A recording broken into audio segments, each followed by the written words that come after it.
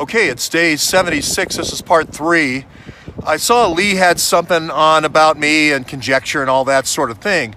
And first of all, I want to say I think every reporter has their own slice and reality, depending on the things they've worked really hard to get. I've taken the DNC to court, and we got the joint funding agreement to come out. And they released that because they didn't want to admit that in court. I sued Podesta Group. When Kim Fritz got served, they actually collapsed the Podesta Group.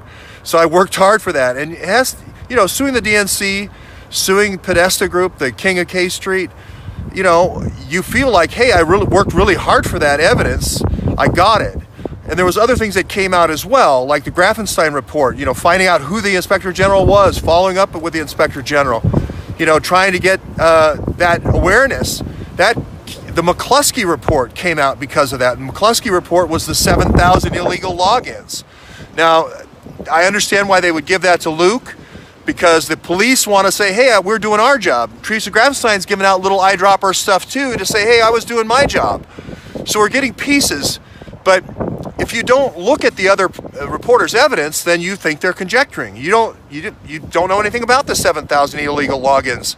You don't know about the joint funding agreement that started in October 2015. You don't know about the 7,000 hourly sweeps, money sweeps to Hillary for America. You just don't know about those things. If you don't know about the 12 different properties, you don't know about the crushed hard drives that you actually been to the door and knocked on the door, that's not your reality as a reporter. And so you can just kind of dismiss that. You can just say that never happened. You can look at the different reports that came out with the credit union report with the 150 iPhones and just say it never happened. You can do the same thing with the credit union report later that year in September. You can do the same thing with the 20 burglaries that happened at the inauguration night, and later in April, you can say the same thing about the John Wilkes phone booth with the drives in the backpack. You can say the same thing again. Hey, I never saw it. The 123 house.gov Dropbox. That never happened. So all these things you can just say, hey, I never saw any of that, so that's conjecture. Anything he says is conjecture. Well, that's not actually the case. There's lots of documents that are going to come forward in the case that will prove the case. I'm not going into the judge saying, hey, I got an idea, I got some conjecture. I'm saying I want these documents produced. All the police reports of going to the Hawkshead home, the police reports associated with the beatings, the 3 beatings, the 2 illegal detainers, all those police reports, getting those produced. I'm not going into court asking for a fishing expedition. I'm going asking for specific documents. Now, I understand Lee on the other side. He's more of an establishment reporter, which is great.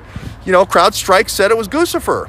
He showed me text on his phone that said Guccifer 2, So I can understand how he was talking back and forth with Guccifer, how he accepts that version of events.